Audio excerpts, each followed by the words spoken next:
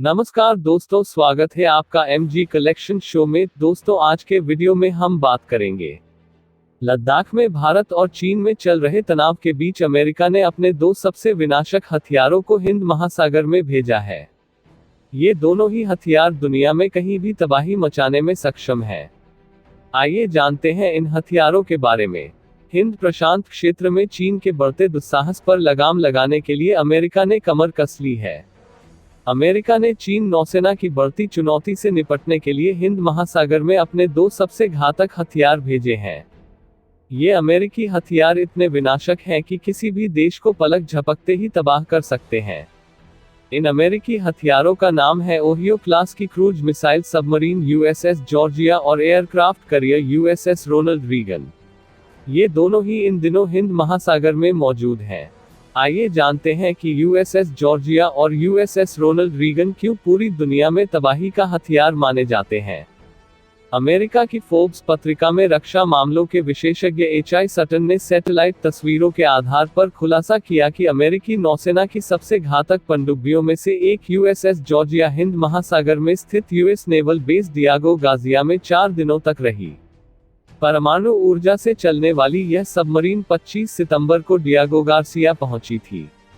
माना जा रहा है कि यहां पर सबमरीन के चालक दल को बदला गया। ओहियो श्रेणी की यह सबमरीन अमेरिका की सबसे विशाल पनडुब्बी मानी जाती है, जिसके विस्थापन की क्षमता 17,000 टन है। इस सबमरीन को वर्ष 1982 में लॉन्च किया गया था। करीब 560 फुट लंबी यह परमाणु पनडुब्बी एटम बम को ले जाने में सक्षम कई मिसाइलों से लैस है। विशेषज्ञों के मुताबिक यह किलर सबमरीन जमीन पर हमला करने में सक्षम 154 टॉमाहॉक क्रूज मिसाइलों से लैस है।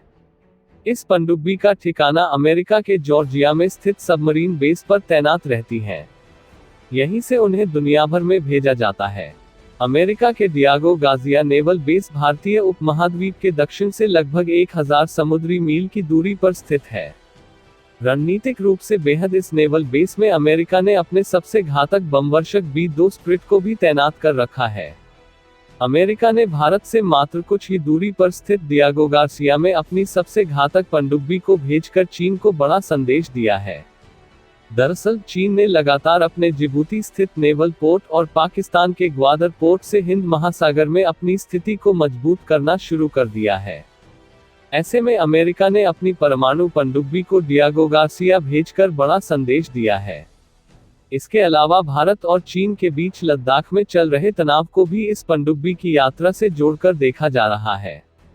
America Diego Garcia naval base से पश्चिम एशिया से लेकर अफ्रीका, हिंद महासागर और यहां तक कि साउथ चाइना सी में कभी भी हमला कर सकता है। अमेरिकी ताकत का प्रतीक कहे जाने वाले उसके 20 एयरक्राफ्ट और हेलीकॉप्टर कैरियर्स में से 3 लगातार एशिया के अलग अलग इलाकों में गश्त लगा रहे हैं। इसी कड़ी में हिंद महासागर में चीन की घुसपैठ को रोकने के लिए अमेरिका का निमित्ज क्लास का aircraft carrier USS Ronald Reagan Andaman के पास पहुंचा है। परमाणु शक्ति से चलने वाले इस एयरक्राफ्ट कैरियर पर अमेरिका ने 90 घातक लड़ाकू विमान और 3000 से ज्यादा मरीन तैनात हैं। ओपन सोर्स इंटेलिजेंस डेट्रेसफा ने ट्वीट कर जानकारी दी है कि मलक्का जलदिमरुमध्य के पास इस एयरक्राफ्ट कैरियर को कुछ समय पहले देखा गया है। माना जा रहा है कि यह हिंद महासागर में स्थित अमेरिकी नेवल बेस डिएगो गार्सिया भी जाएगा। अमेरिका के सुपर कैरियर्स में यूएसएस रोनाल्ड रीगन को बहुत ताकतवर माना जाता है। परमाणु शक्ति से चलने वाले इस एयरक्राफ्ट कैरियर को अमेरिकी नौसेना में 12 जुलाई 2003 को कमीशन किया गया था। जापान का योकोसुका नेवल बेस इस एयरक्राफ्ट कैरियर का होम बेस है। यह कैरियर स्ट्राइक ग्रुप 11 का अंग जो अकेले अपने दम पर कई देशों को बर्बाद करने की ताकत रखता है। 332 मीटर लंबे इस एयरक्राफ्ट कैरियर पर 90 लड़ाकू विमान और हेलीकॉप्टर्स के अलावा 3000 के आसपास नौसैनिक तैनात होते हैं। एयरक्राफ्ट कैरियर यूएस निमित्ज अमेरिका के 7वें बेड़े में शामिल है। यह बेड़ा 1971 के भारत पाकिस्तान युद्ध बांग्लादेश मुक्ति संग्राम के दौरान बंगाल की खाड़ी के नजदीक पहुंच गया था।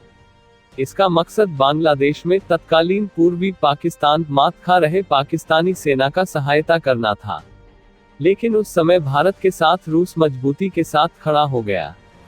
इससे अमेरिका का 7वां बेड़ा वापस लौट गया। भारत के साथ अमेरिका, जापान और ऑस्ट्रेलिया हिंद महासागर में चीन को घेरने के लिए तैयार बैठे हैं। अगर अब ड्रैगन ने कोई भी हिमाकत की तो उसका अंजाम उसे भुगतना पड़ेगा।